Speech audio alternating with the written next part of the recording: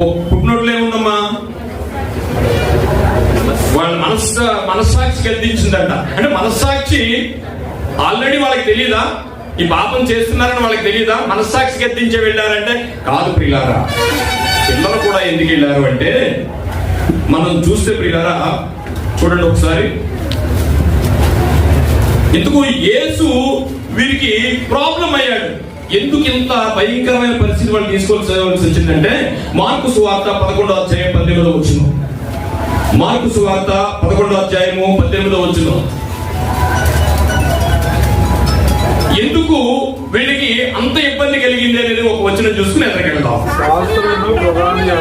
శాస్త్రులను ప్రధాన యాజకులను ఆ మాట విని జనసమూహం అంతయు ఆయన బోధకు బహుగా ఆశ్చర్యపోతున్నారని, వీళ్ళ బోధ మానేశారు, ఆయన బోధ వింటున్నారని మెయిన్ గా వాళ్ళకి ఇబ్బంది కలిగింది.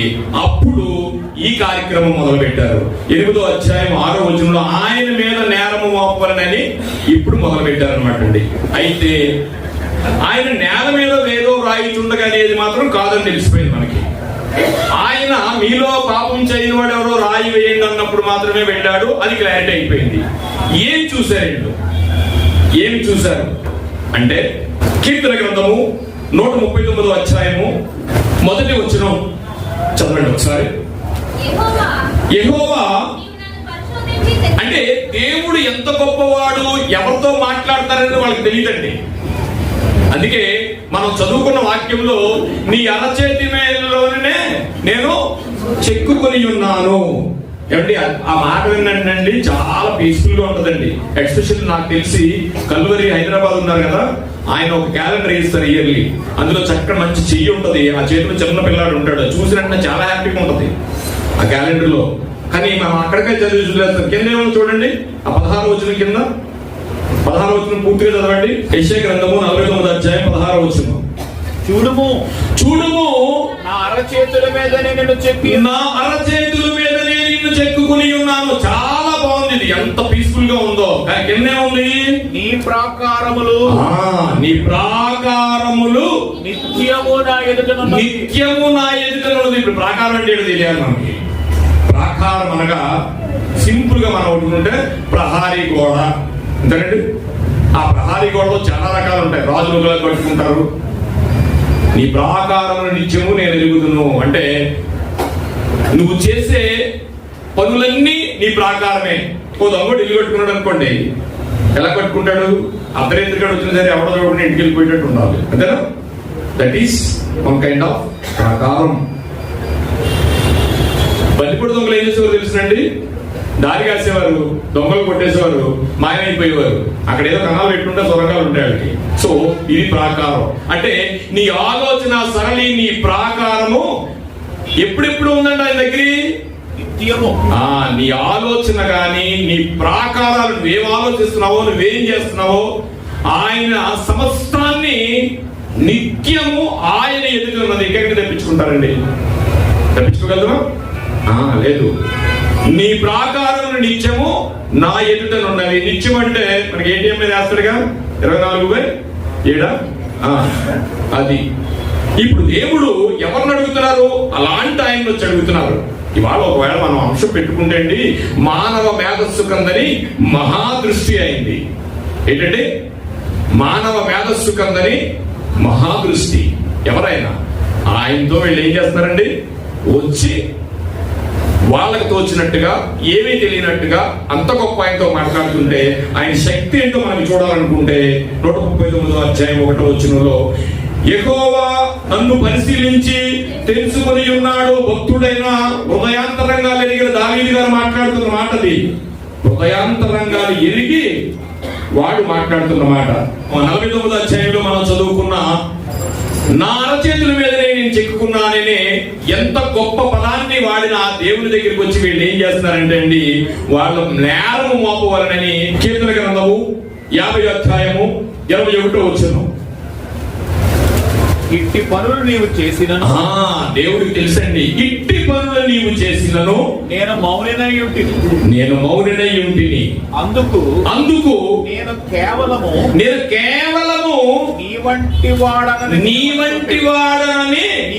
నీవు అనుకుంటివి. అయితే నీ కన్నుల ఎదుట నీ సంగతులను నేను వరుసగా ఉంచి. ఏమంటాడండి? నాకేం తెలియదు అనుకుంటున్నావు?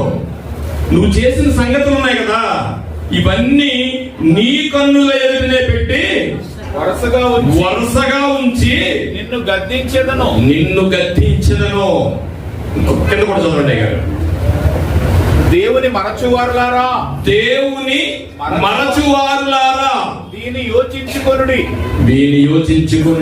లేని ఎడల నేను మిమ్మల్ని చీల్చివేయుదును. ఎలా ఉందండి? తప్పించువాడెవడను లేకపోవును. ఇక్కడ మనం ఆలోచించాల్సిందంటే, ఆయన తల ఎత్తి చూసి, ఎందుకు ఎత్తాడండి తల? ఎందుకు ఎత్తాడు తలైనా? ఆయన న్యాయ తీర్పును బట్టి తీర్పు తీరుస్తాడండి ఆయన. ఎందుకు ఎత్తాడు ఆయన తల అంటే, ద్వితీయోపదేశ కాండము 16వ అధ్యాయము 18వ వచనం. నీ దేవుడైన యెహోవా నీకిచ్చుతున్న గ్రామములన్నిటిను నీ గోత్రములకు న్యాయాధిపతులను నీవు ఏర్పరచుకోవాలని చెప్తున్నాడు. ధర్మశాస్త్రాన్ని చెప్తున్నాడు. ఆయన ఎలాంటి వాడు? వారు న్యాయమును బట్టి ధనులకు తీర్పు తీర్చవలను. ఏంటి ఇప్పుడు వీళ్ళొక రాంగ్ కాంటెక్స్ట్ క్రియేట్ చేశారు శాస్త్రులు, పరిచయులు. కానీ ఆమె వ్యభిచారం చేయలేదని నేను అంటున్నాను.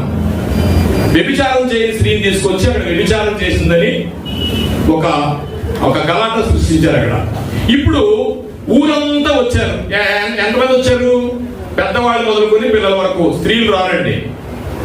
ఎందుకు పంపిస్తారంటే అండి, తల్లులు కూడా రాయించి పంపించారు పిల్లల్ని.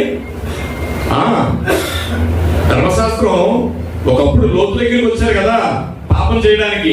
ధర్మశాస్త్రం వచ్చిన తర్వాత పాపాన్ని చంపే పరిస్థితికి వచ్చారు. ఇప్పుడు పాపాన్ని చిన్నప్పటి నుంచి వాడు చంపితేనే పెద్దదిగేటప్పటికి పాపం గురించి చెయ్యడు. చిన్న పిల్లలు ఎందుకు వచ్చారనుకుంటున్నారు? ధర్మశాస్త్రంలో ఉన్నదన్నమాట. అది వచ్చి వాళ్ళు ఏం చేశారు? అందరూ కలిసి వెళ్ళిపోయారు వెనక్కి. ఇప్పుడు ఆయన తల ఎత్తి చూసి అనే విషయాన్ని మనం తెలుసుకుంటే, అందులోకి వెళితే కీర్తన గ్రంథము 80వ అధ్యాయము, ఆయన తల ఎత్తి చూశాడటండి. అక్కడ మెన్షన్ చేశాడు. ఎందుకు తల ఎత్తి చూశాడో మనం ఆలోచిస్తే మనకి విషయం అర్థమవుతుంది పిల్లరా. ఆయన తల ఎత్తి చూస్తే ఏం జరుగుతుంది తెలుసండి? 80వ కీర్తన 3వ వచనం. దేవా, ఆయన తల ఎత్తి చూస్తే ఏం జరుగుతుందో తెలుసునండి. దేవా, చెరలో నుండి మమ్మల్ని రప్పించుము, మేము రక్షణ నొందినట్లు నీ ముఖ కాంతి ప్రకాశించుము. ఆయన ముఖ కాంతి మన మీద పెడితే, ఆయన తల ఎత్తి చూస్తే, ఆయన ముఖ కాంతి మన మీద పడితే, మన రక్షణ చెర నుంచి విడిపించి రక్షణలోకి మార్చును. ఏమండి, నిజంగా ఒక తప్పుడు గొడవ జరుగుతుంది అనుకోండి. ఒక కుర్రోడు తీసుకొచ్చి వీడు దొంగతనం చేశాడండి అని అంటే, నలుగురు 4 రాళ్ళు చెంతారా? ఎన్నే కొట్టేస్తారు కదా. కొట్టేసి చాలా మంది ఉంటారు. ఏం జరిగిందని కూడా ఆలోచించరు. మనమే ఇరుక్కున్నాం మేము ఎక్కడో. ఒక యాక్సిడెంట్ జరిగిందని మనం గుర్తించండి. తర్వాత వచ్చి వాళ్ళందరూ దాన్ని చూస్తే మేము గుర్తించినట్టే ఉంది. బండెట్టిపోయాడు, మమ్మల్ని గదించి మమ్మల్ని గుర్తించి బండెట్టిపోయాడు.